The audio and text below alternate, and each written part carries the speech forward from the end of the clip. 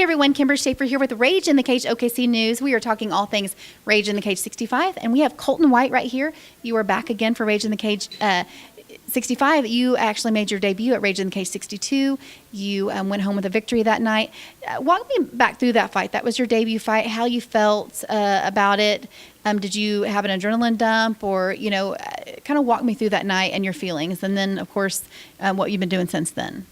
Well, I didn't really have an adrenaline dump. Like I said, I've been doing a lot of fighting all my life and wrestling, so I'm kind of used to the adrenaline dump, I guess I should say. When I went out there, I felt pretty confident. I felt pretty good. Pretty good weight cut. I mean, didn't think I'd feel as good as I did. Didn't feel sick or nothing. I felt pretty good. Had a good recovery and stuff. But other than that, I had a good night. I wasn't nervous or anything. Well, and you said you've been a wrestler, so you're very familiar with the weight cut. But I had no idea that you walked at that point at 197 and you fight at 155. So that's a pretty significant weight cut.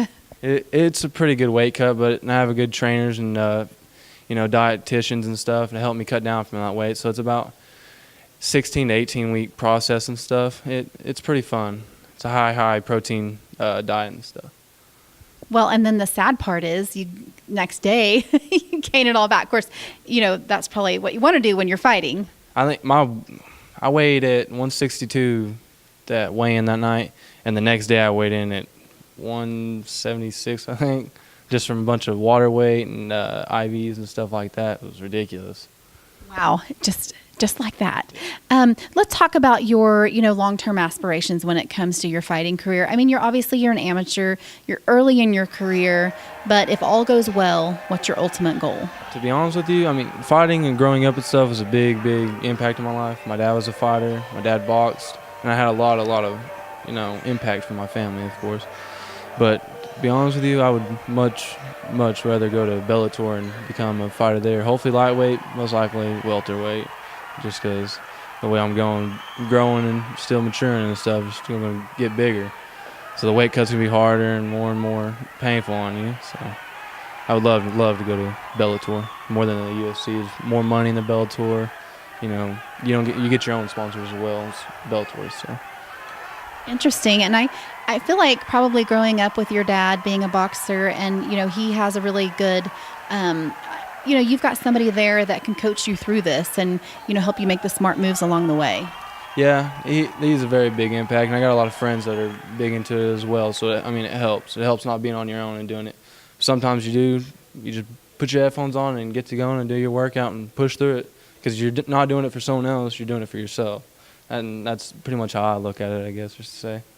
Do you train with your father daily, or how often do you guys get to train? I train with him every day. We work a lot of mitts, but we're big on working out and stuff. I don't miss training. He's there to push me, and my friends as well. My girlfriend, of course, is there to help me, and we do a lot. It's pretty fun. I can't wait to put in my changes I've done and made, see how it works. Sounds good. And what about your ground game? Do you have somebody training with you on that?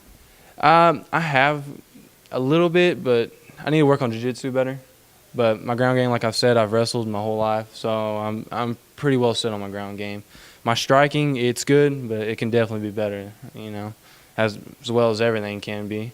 There's always room for improvement. Oh, yeah. There's room for improvement for anything you do. You can never be perfect. You always want to be better and get better and get better. So you told me that your goal, too, as far as your MMA, your amateur career, and before you go pro, that, you're thinking long-term, probably 10 fights under your belt before you go pro. Did he walk you through that process, or what made you come to that conclusion? It was both of us a big deal, but I don't want to be going, I'm going pro and be like 5-2 or 7-0. I want to be like 10-0. I'm like, yeah, I've beat 10 people in a row. I'm undefeated, and I think I deserve my, chance to go pro. So.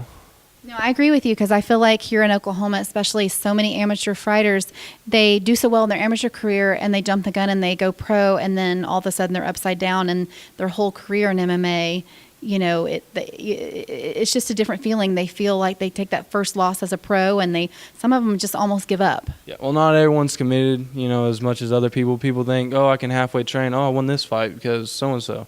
And it don't work that way. You got to be able to train every day. When you're off season, you should be training. You should never take a day off. That's all I do is I live, breathe, sleep, and eat. That's all I do. Train. Well, sounds good. Any last words, any shout outs before we wrap it up today? No, I got a big shout out. I started a team not too long ago. It's called Team Indestructible. I got me, a buddy of mine, Jacob Reeves. He fought on the card in 63. He got a win over Rudy Del Toro in minute 49. So there's some big moves coming, hopefully. Fantastic. Looking forward to it. Looking forward to seeing you in there for Rage in the Cage 65. You guys can get tickets from any fighter on the card. You guys can get tickets from Colton or stubwire.com, but they are going fast. And we hope to see you there April 20th for Rage in the Cage 65 at Sugar Creek Casino.